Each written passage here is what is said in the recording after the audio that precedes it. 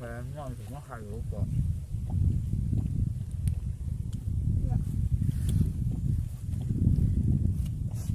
Cay quá rồi.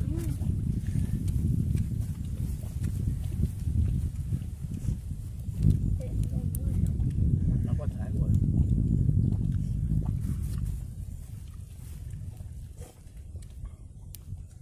Wow. Ngon canh ngon. Đâu mà nó có toán gì ha.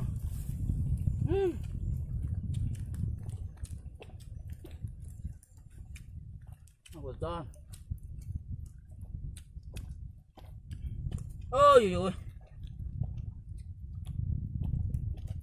Không hả?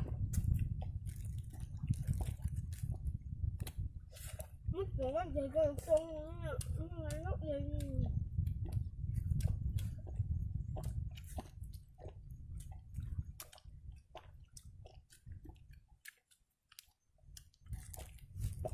Nó là than một cái là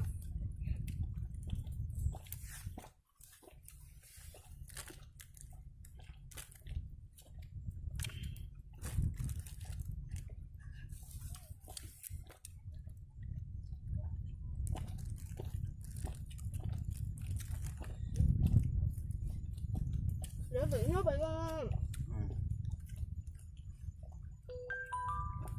cái tâm mình nó bữa đó mình mua chạy con để được.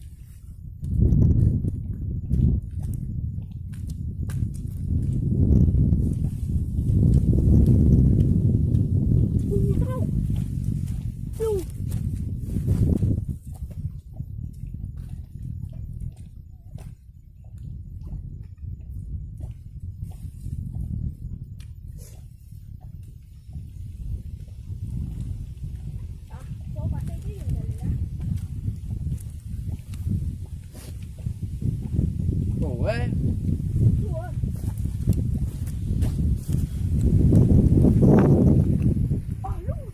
Màu.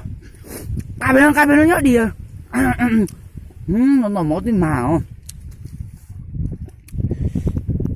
Chơi gậy phải không? Có coi. Nó mà. Mà lô thì lô đi nữa. Nhưng mà cái rồi. Nó có to nữa.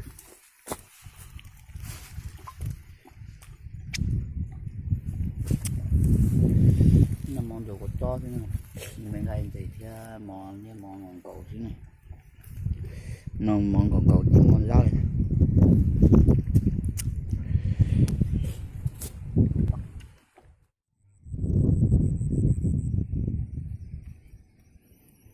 Đã tụi tôi nông dẻo.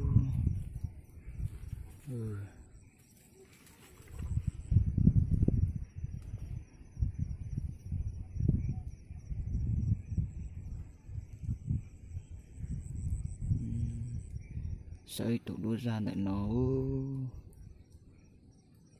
đua ra nó